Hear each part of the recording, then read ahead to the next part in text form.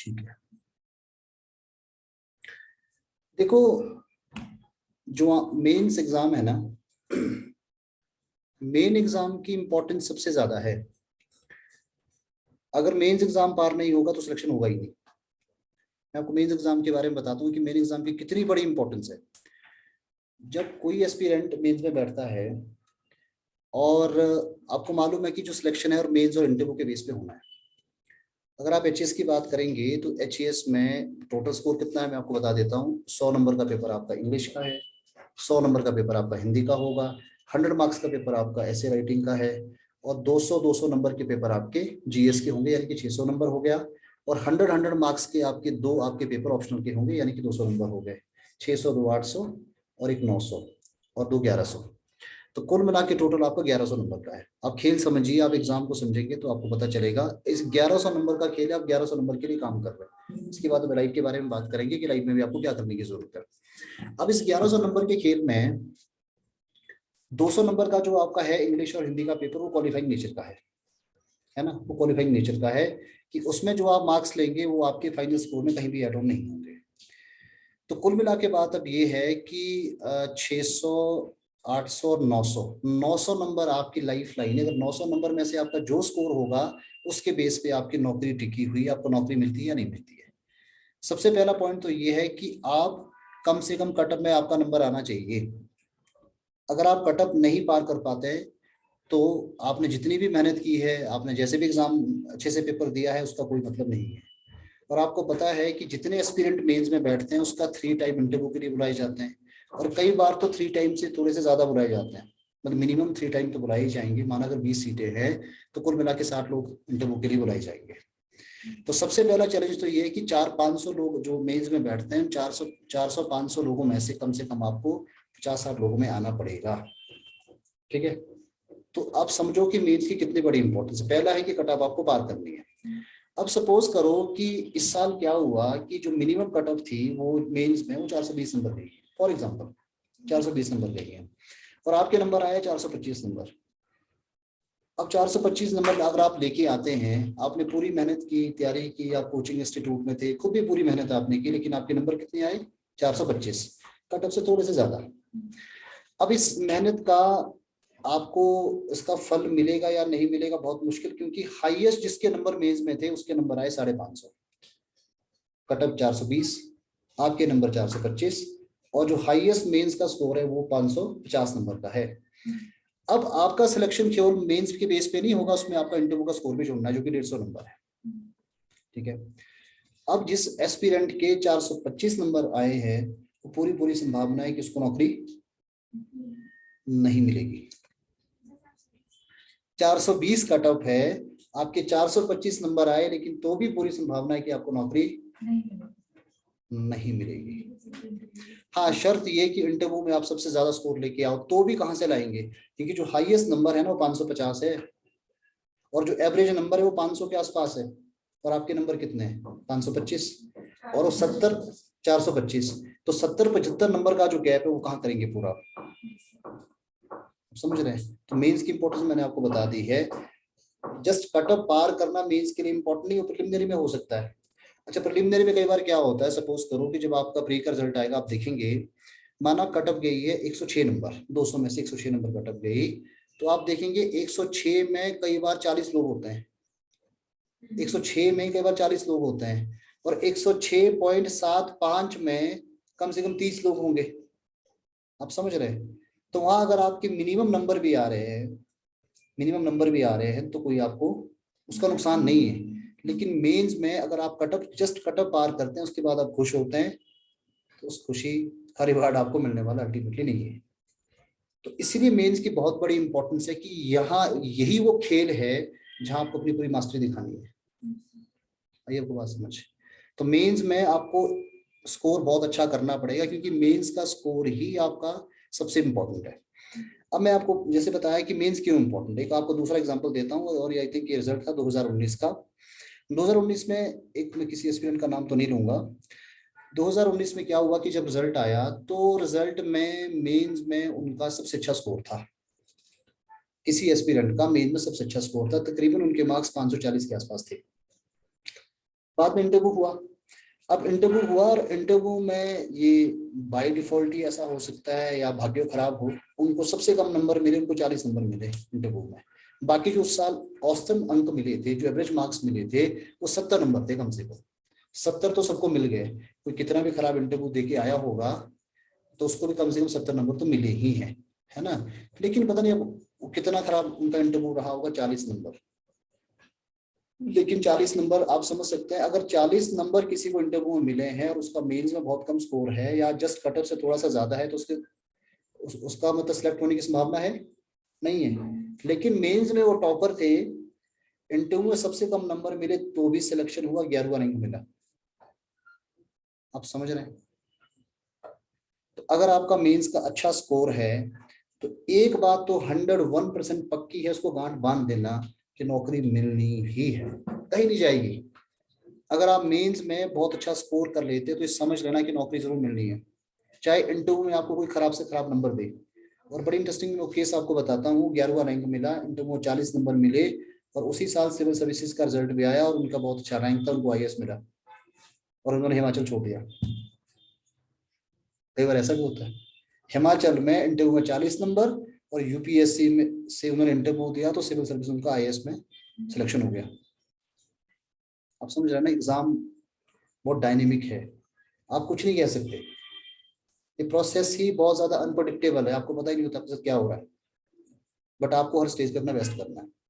तो आप समझ के होंगे कि मेंस क्यों इंपॉर्टेंट है।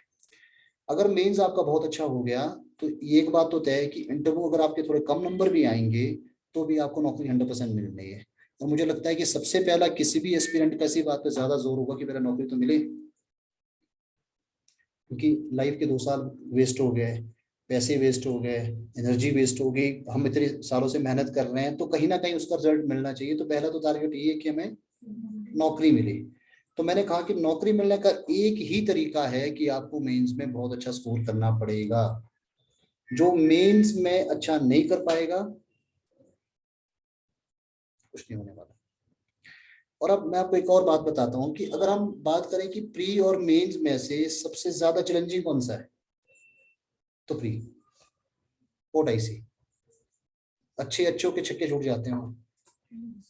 प्रिलिमिनरी का पेपर का जो बेसिक नेचर है बहुत डायनेमिक है, कुछ भी कहीं से भी आ सकता है, आपको पता ही नहीं है।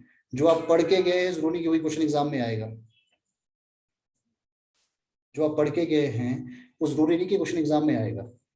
तो सबसे टफ तो आपको पता प्रिलिमिनरी स्टेज है और सबसे ज्यादा इंपॉर्टेंट मेंस। अगर मेंस अच्छा नहीं होगा तो नौकरी नहीं मिल सकती। ऐसे बहुत बच्चे होते हैं जो हर साल प्री क्वालिफाई करते हैं लेकिन मेंस में कुछ कर ही नहीं पाते। अब मेंस में कुछ नहीं करेंगे तो नौकरी मिलनी नहीं। अब चलिए मेंस में क्या करने की जरूरत है, मेंस में अच्छे नंबर कैसे आ सकते हैं उस बारे में बात करेंगे। देखो एक बात मुझे बताओ, अगर आपके सामने कोई एक पेज पे कुछ लिखा हो या एक पन्ना हो जिसमें कि पूरा पैराग्राफ लिखा हो, आप उसको पढ़ने के लिए कब मजबूर होते हैं। मैंने मजबूर शब्द का इस्तेमाल किया। कोई भी आपके पेपर देखने में किसी का कोई इंटरेस्ट नहीं है, भले ही उनकी ड्यूटी लगी हुई है। जो वैल्यूएटर है उसका काम है कि आपका जो आंसर शीट है उसको चेक किया जाए। जब तक आप उनको मजबूर नहीं करेंगे नंबर देने के लिए, आपको मजबूर करना होगा। सिलेक्शन ऐसे ही कैंडिडेट का हमेशा एग्जाम में होता है, ध्यान रखना, इंटरव्यू में भी और मेंस में भी जो मजबूर कर सकता है। आप बहुत जिद्दी से भागोगे, आप मानेंगे नहीं जब तक आपको वो नंबर नहीं देगा। आपके प्रेजेंटेशन में वो जान है कि वो आपको मार्क्स देने के लिए आपको मजबूर मजबूर हो जाएगा कि he has to give you the marks. आप समझ रहे हैं। तो आंसर राइटिंग हमेशा ऐसी होनी चाहिए कि उसको पढ़ने के लिए मजबूर हो जाए और पढ़ने के बाद मार्क्स देने के लिए मजबूर हो जाए। मतलब आपके आंसर में दिखना चाहिए कि आप बिल्कुल नौकरी के लिए स्ट्रगल कर रहे हैं, ना कि आप एग्जाम में बैठने के लिए आंसर लिख रहे हैं। फर्क समझ गए आप। एक होता है कि मैंने एग्जाम दिया मैं लिख रहा हूँ, एक होता है कि आप इसलिए लिख रहे हैं कि यू वांट सीरियसली, और आप एग्जामिनर को इतना, आप इवैल्यूएटर को इतना मजबूर कर देते हैं कि आपको बिना नंबर दिए वो रह ही नहीं सकता, उसको नंबर देना पड़ेगा। सही बात समझ। तो पहली बात ही दिमाग में रखना, इस पूरे प्रोसेस में सिलेक्शन उसी का होगा जो मजबूर कर सकता है इवैल्यूएटर को आपको नंबर देने के लिए। अच्छा, जब हम किसी को मजबूर करते हैं ना कि आप हमारा आकलन करो और हमें आप अच्छा कहो, उसमें जो इम्प्लीमेंटेशन होता है टू टाइप का होता है। एक होता है दिखावा, किसी वैल्यूएटर को इम्प्रेस करने की कोशिश करना, होती है कि नहीं। जैसे माना कि अगर आपको कुछ नहीं आता था, आपने पूरा पैसे लेके उसमें इतने हाईलाइटर का इस्तेमाल किया, ब्लू, ब्लैक, ग्रीन, इतना कुछ सजा दिया, आप ये दिखाना चाहते हैं कि मुझे कितना कुछ आता है। और मैंने मतलब आप ये बताना चाहते हैं वैल्यूएटर को कि मैंने तो परोस की आपकी थाली में आपका आंसर दे दिया, देखो आपको पढ़ने की जरूरत भी नहीं, क्योंकि मैंने तो ब्लू पेन से उसको मार्क किया हुआ है, रेड पेन से मार्क किया हुआ है। आप समझ रहे हैं। तो जब आप किसी को मजबूर करते हैं, उस मजबूरी में आपके आंसर में क्या कुछ क्वालिटी की जरूरत पड़ती है, वो क्यों आपको नंबर दे। पहली बात देखो, सबसे पहली बात है कि ये एक ह्यूमन साइकोलॉजी है। जो अच्छा दिखता है ना, उससे थोड़ा सा ज्यादा प्यार होता है हम लोगों को, हम थोड़ा सा उस इंसान से ज्यादा जल्दी बात करने के मूड में आ जाते हैं, ऐसा होता है। It's human human psychology. कोई साफ सुथरा आदमी होगा, वेल ड्रेसअप सा होगा तो ठीक है कि आदमी से बात की जा सकती है। थोड़ा गंदा सा होगा तो मतलब, समझ रहे हैं ना। तो बस पहली क्वालिटी यही है। आंसर कैसा होना चाहिए, साफ, हैंडराइटिंग साफ चाहिए, कि जिसको वो देखे और देखने के बाद उसका पढ़ने का मन करे। अगर आपके आंसर को देखने के बाद उसका पढ़ने का मन नहीं है तो उसको आप मजबूर कर ही नहीं सकते। देखो कोई व्यक्ति कितना ज्ञानी है लेकिन वो 6 दिन से नहाया नहीं है, तो आपका बात करने का मन करेगा उस आदमी के साथ? करेगा नहीं करेगा? करेगा। है बहुत ज्ञानी इंसान, हो सकता है कि मतलब उसके उसके नहाने का उसके ज्ञान से कोई संबंध नहीं है। अब समझ रहे मेरी बात। तो पहली क्वालिटी की जो आवश्यकता पड़ेगी वो क्वालिटी ये है कि आपने आंसर बहुत साफ तरीके से लिखा हो, अच्छी शब्दावली में, अक्षर की बनावट ऐसी हो कि कोई इंसान उसको आसानी से पढ़ सके, पहली बात। अब दूसरी बात ये है कि जब आप लिखते हैं ना, अगर मात्राओं की या इंग्लिश में स्पेलिंग की बहुत गलती होगी, एक ह्यूमन स्वभाव है, आप पहली ही भाप जाएंगे यार आदमी को ना समझ नहीं है, नॉलेज की बड़ी कमी है इसको, तो मतलब लिंग्विस्टिक जो स्किल्स है बहुत कमजोर चल रही है।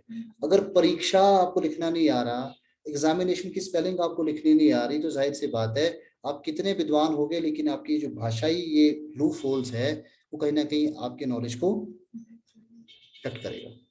तो स्पेलिंग पे ध्यान रखना। बहुत लोग कहते हैं कि स्पेलिंग तो कुछ नहीं होती, ऐसा नहीं होता, गलत, गलत। ठीक है, कई बार कॉम्प्लेक्स स्पेलिंग बहुत मुश्किल सी होती है, उसमें आप छोटी मोटी चीजें कुछ अलग तरीके से लिख सकते हैं, लेकिन जो स्पेलिंग है ना, कॉट के स्पेलिंग क्या होते हैं वो आपको पता होना चाहिए। कॉट के स्पेलिंग KAUGST नहीं हो सकता, CAUGST ही होगा, है ना। अब ये बहुत इंपॉर्टेंट बात है। तो जो लिंग्विस्टिक स्किल की आवश्यकता है वो आपको चाहिए ही, और जो हिंदी मीडियम में लिख रहे हैं तो मात्राओं का आपको सही सही ज्ञान होना बहुत जरूरी है ना। अच्छा, तीसरी बात, एक और बात है, कुछ लोग ऐसे होते हैं कि वो बहुत मतलब वो असली बात में आने से पहले बहुत सारी भूमिकाएं बांधते हैं। जैसे कि माना आपकी कोई फ्रेंड है ना, उसको आपको घुमाना है माल रोड, आज का उसका एजेंडा सुबह से दिमाग में चल रहा है कि भैया आज तो मेरे को माल रोड जाना है, इस माल रोड के लिए मुझे कोई आदमी चाहिए। तो आदमी जो है, अपनी फ्रेंड को मैं कन्विंस करूंगी, तो सुबह 1 घंटे आधे घंटे से वो क्या करें, भूमिका बांध रही कि मौसम अच्छा है आज, क्लास में रोज रोज क्या करना है, जाके थोड़ा टहल के आते हैं। तो ये क्या भूमिका है ना। और असली मुद्दा क्या है कि जाना माल रोड है, ठीक है। अब उस माल रोड में घूमने के लिए कन्विंस करने के लिए 1 घंटा पूरी भूमिका बांधने की जरूरत पड़ रही है। बहुत लोग आंसर में भी ऐसा ही करते हैं, सवाल आपसे कुछ और पूछा गया लेकिन आप आधा घंटा तो पहले भूमिका बांध रहे हैं, आप स्टार्ट ही नहीं हो रहे, मतलब आपकी गाड़ी आधा घंटा स्टार्ट होने में टाइम लेगी और उससे पहले आपने 10 सेंटेंस लिख दिए। उस क्वेश्चन की रिक्वायरमेंट नहीं थी कि आपको भूमिका बांधने की जरूरत है, लेकिन आपका स्वभाव क्या है कि आपको असली मुद्दे पे आने के लिए कम से कम 10-15 मिनट का टाइम लगता ही है ना। तो आप उसको आंसर फॉर्म में वैसे ही दिखा रहे, आप समझ रहे हैं मेरी बात को ना। तो ये सबसे बुरी प्रॉब्लम है कि बहुत लोग अनावश्यक तरीके से इंट्रोडक्शन लिखते हैं, भूमिका लिखते हैं, इसकी जरूरत नहीं होती। आप समझ रहे हैं। अगर आपने जिस क्वेश्चन में इंट्रोडक्शन लिखने की जरूरत नहीं थी उसमें आपने इंट्रोडक्शन लिखा, तो इवेल्युएटर के दिमाग में सीधे सीधे इम्प्रिंट्स बनेंगे कि आदमी एक काम को करने में 1 घंटा वेस्ट करता है। ऐसा ब्यूरोक्रेट किसी को नहीं चाहिए कि जो असली काम करने में 1 घंटा तो उसको शुरुआत होने में लगता है, स्टार्ट होने में लगता है, मुद्दे के बहुत लेट आता है। और मुद्दे पे लेट आएगा तो अगर कोई इमरजेंसी है, वो काम टाइम पे होना जरूरी था, लेकिन वो मुद्दे पे आ नहीं पाता क्योंकि उसको आधा घंटा चाहिए मुद्दे पे आने के लिए। तो ऐसे ऑफिसर की जरूरत किसी को नहीं है। बहुत मुद्दा नहीं आता होता तो लिख सकते हैं। मुद्दा नहीं भी आता है तो भी नहीं लिखना है। अब मैं आपको बता रहा हूँ फिर क्या करना है, अब उसका भी आपको उपाय बताऊंगा उसमें क्या करना है ना। अब समझ रहे ना, जो क्वेश्चन है, क्वेश्चन के लिए अनावश्यक चीजें करने की जरूरत नहीं है। इसका ये मतलब होगा, इसका दो मतलब निकाले जाएंगे जो वैल्यूट करेगा आपको। पहला मतलब ये होगा कि आपके पास ज्ञान का भाव है, और एटलीस्ट उस ज्ञान का भाव तो है ही जो आपसे पूछा गया था। वो जो नॉलेज इस क्वेश्चन के लिए चीज आपके पास है ही नहीं, पहली बात। दूसरी, आप ऐसे इंसान जो मैं इससे पहले कह चुका हूँ कि असली मुद्दे पे आने के लिए आपको आपकी गाड़ी स्टार्ट होने में टाइम लेती है। तो ऐसा आदमी ब्यूरोक्रेसी में नहीं चाहिए। अब समझ रहे हैं?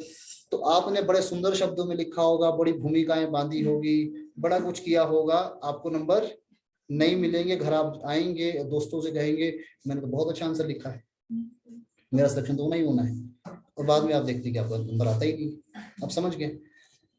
अच्छा, एक और प्रॉब्लम होती है।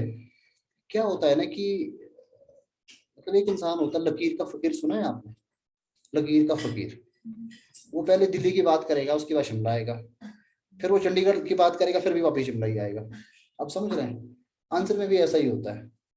आप क्या करते, आपको समझ नहीं आ रहा कि लिखना क्या है मुझे, तो फिर ऊपर देखा क्वेश्चन क्या है, क्वेश्चन से कुछ पॉइंट्स निकाल के लिखना शुरू कर दिया। मैं आपको बता रहा हूँ कि क्या क्या चीजें होती है।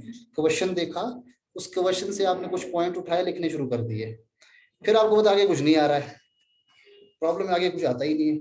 नहीं आता तो फिर क्या करेंगे आप? बात वही लिखेंगे जो ऊपर है। आपको पता है कि मेरा आंसर क्वेश्चन के आसपास रहना चाहिए, क्योंकि इससे ज्यादा मुझे कुछ आता ही नहीं है ना। मेरा जो आंसर है क्वेश्चन के आसपास रहना चाहिए, वहां पूछा गया है। पर आप शब्द बदलेंगे, भाव बदल देंगे, कहानी बदलेंगे, तो इवेल्युएटर पहचान जाएगा आदमी ठीक नहीं है, इंसान, ये आदमी ठीक नहीं है। आप समझ रहे हैं ना? और ऐसे आपने लिखा है तो उसमें भी कभी आपको मार्क्स नहीं मिलेंगे, ध्यान रखना मेरी बात को। सबसे पहले ये जरूरी जानना है कि आपको क्या नहीं करना है जब आप लिखते हैं। जब आप ये जान जाएंगे कि क्या नहीं करने की जरूरत है, तो क्या करना चाहिए आपको खुद ही समझ आ जाएगा। मेरा पॉइंट समझ गया होंगे ना?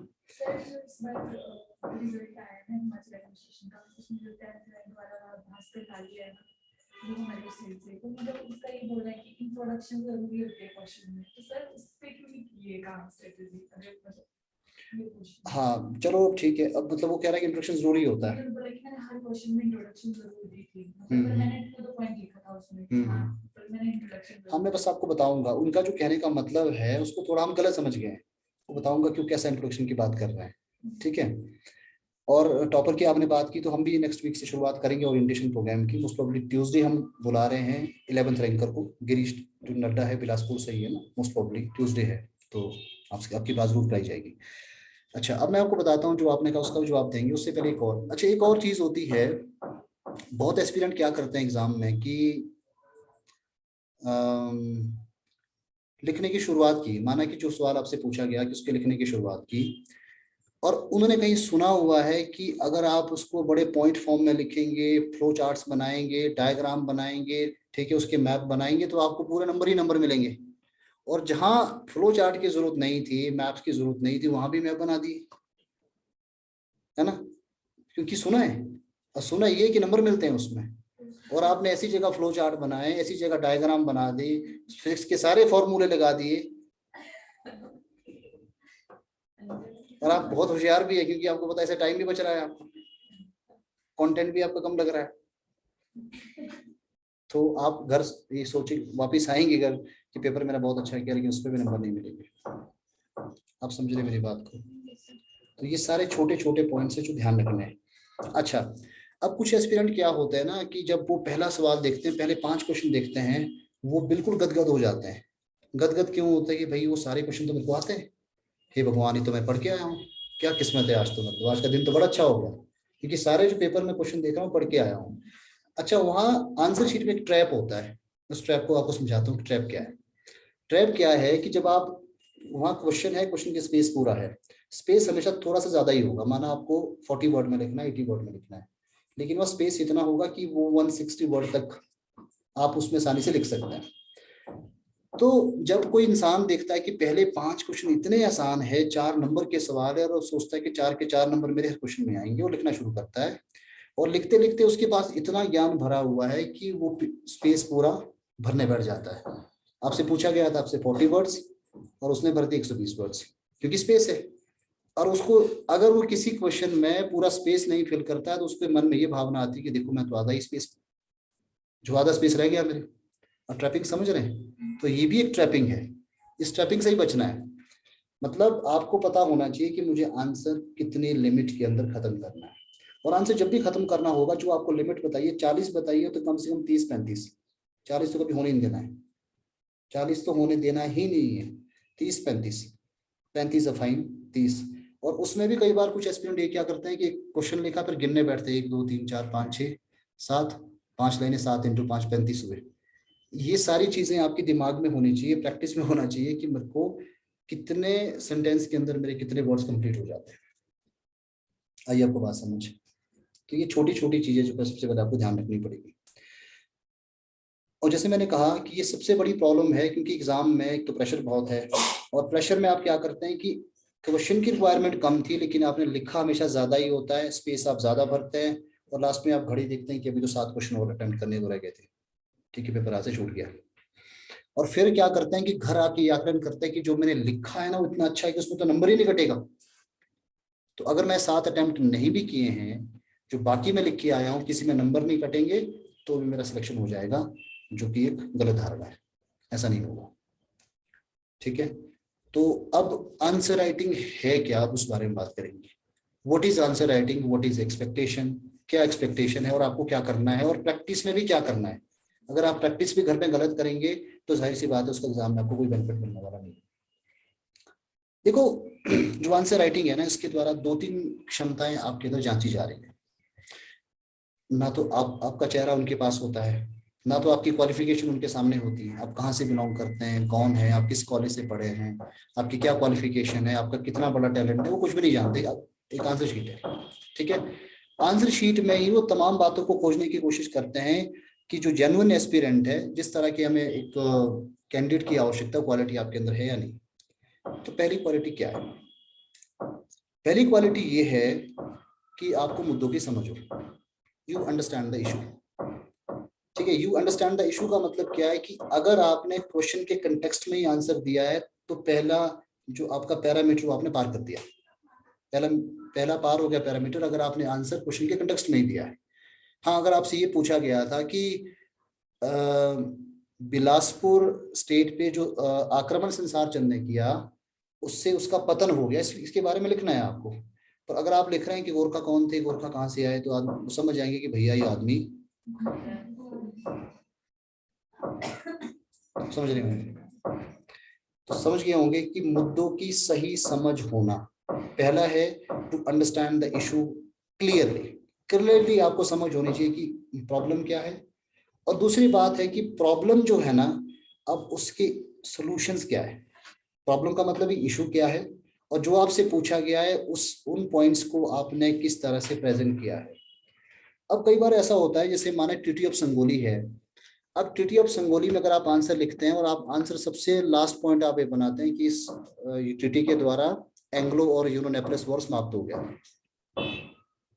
आंसर ठीक है आपका। आपने 5 पॉइंट में आपने लिखा कि इस ट्रीटी के द्वारा ये एंग्लो नेपलस वॉर समाप्त हुआ, लेकिन आपने ये पॉइंट 5वें नंबर पे लिखा, तो मतलब है कि आपको ये नहीं पता कि आपको इशू को कैसे प्रेजेंट करना है। अगर जो सवाल आपसे पूछा गया उसका प्रेजेंटेशन कैसे करना है, आपको प्रायोरिटाइज किन मुद्दों को करना है, पहले पॉइंट पे कौन सा पॉइंट आना चाहिए, दूसरे में कौन सा, तीसरे में कौन सा, चौथे में कौन सा, पांचवें में कौन सा। आइए आपको बात समझ। तो ये बहुत ही इंपॉर्टेंट है। नंबर, प्रॉब्लम को समझा, प्रॉब्लम का सोल्यूशन क्या हो सकता है उस बारे में आंसर दिया, लेकिन आंसर करते समय भी आपको चीजों को प्रायोरिटाइज करना बहुत जरूरी है। ठीक है, समझ गए होंगे। ठीक है, अच्छा, तीसरी एक और बात है कि जो आंसर होता है, एक अच्छा आंसर होता है ना, वो सेल्फ कन्विंसिंग आंसर होता है, उसमें किसी को कन्विंस करने की जरूरत नहीं पड़ती। अगर आप अपने आंसर के द्वारा कन्विंस करने की कोशिश कर रहे हैं तो आपकी चोरी पकड़ी जाएगी। वो पकड़ लेंगे आपको कि आदमी बहुत ज्यादा, मतलब हमारा ध्यान आकर्षित करना चाहता है अपने आंसर की तरफ। और ऐसे आदमी को आंसर नंबर नहीं मिलेंगे। सेल्फ मतलब मैंने कहा कि कन्विंसिंग का मतलब क्या होता है कि आपके आंसर में शुरुआत जहां से एग्जाम इवेल्युएटर करे अंत तक करे, इसमें एक फ्लो होना चाहिए, धारा प्रवाह होना बहुत जरूरी है। अगर आपके आंसर में कनेक्टिविटी का अभाव है तो उसका इंटरेस्ट बीच में टूट जाएगा। 2 सेंटेंस पढ़े, उसका इंटरेस्ट टूटा, संभावना है कि नंबर नहीं मिला। उसने पूरा पैसेज पढ़ा और पैसेज पढ़ते पढ़ते उसको इतना मजा आया कि अंत तक वो पहुंच गया, संभावना है कि पूरे पूरे आपको नंबर मिले। आप समझ गए होंगे। तो आंसर जब भी आप लिखे तो पूरा फ्लो में होना चाहिए, उसमें इंटरेस्ट क्रिएट होना बहुत जरूरी है। आपने कहीं से बात कहनी शुरू की, उस बात को आप कहाँ खत्म कर रहे हैं बहुत जरूरी है।